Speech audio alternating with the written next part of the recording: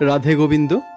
তোমরা এখন দেখতে পাচ্ছ আমি এখন চলে এসেছি মধ্যলক্ষ্মীবিল স্থিত যে নবপাড়া রয়েছে, সেখানে খুব সুন্দর একটি শ্রীমদ্ ভাগবত গীতা পাঠের আয়োজন করা হয়েছে।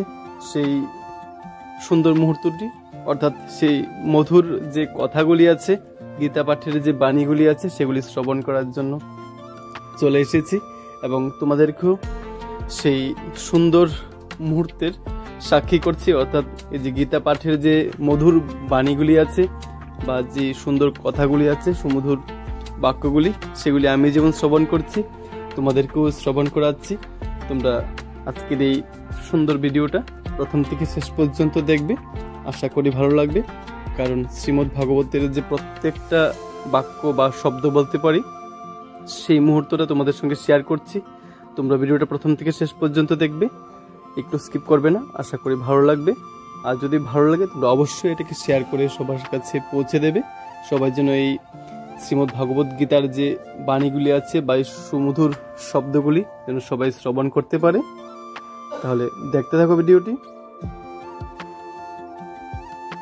আর এখানে দেখতে পাচ্ছ যে প্রভুজি বসে শ্রীমদ্ ভাগবত গীতা পাঠ করছেন। জগন্নাথ আশ্রম আছে, সেই জগন্নাথ আশ্রম থেকে আগত স্বামীজি বসে এখানে শ্রীমদ্ ভাগবতের যে বাক্যগুলি আছে বা বাণীগুলি আছে, সেগুলি আমাদের সবার মধ্যে সেটার সার কথা বুঝিয়ে দেওয়ার চেষ্টা করছে, যেন আমরা সেই বিষয়টি সম্পর্কে খুব ভালো করে বুঝতে পারি। খুব সুন্দর একটা মুহূর্ত, তোমরা শ্রবণ করে নাও। খুব সুন্দর, আমার কাছে খুব ভালো লাগলো, তাই তোমাদের সঙ্গে শেয়ার করলাম। সঙ্গে থাকবে, দেখতে থাকো।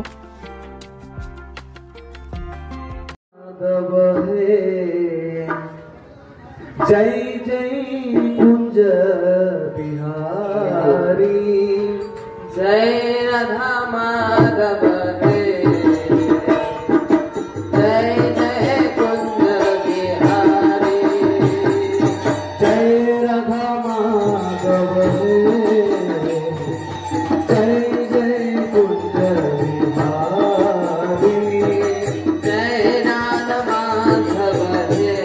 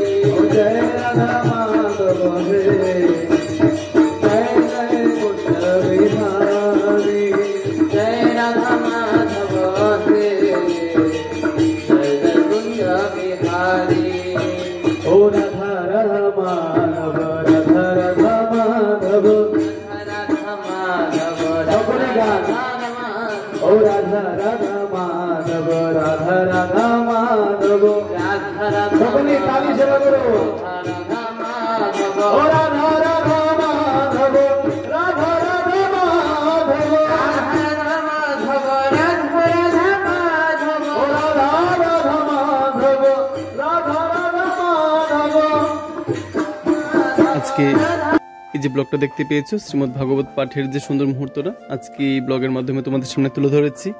তোমাদের আর যদি আজকের এই ব্লগটা ভালো লাগে তোমরা অবশ্যই এটাকে শেয়ার করে সবার কাছে পৌঁছে দিও, এটা অনুরোধ থাকবে।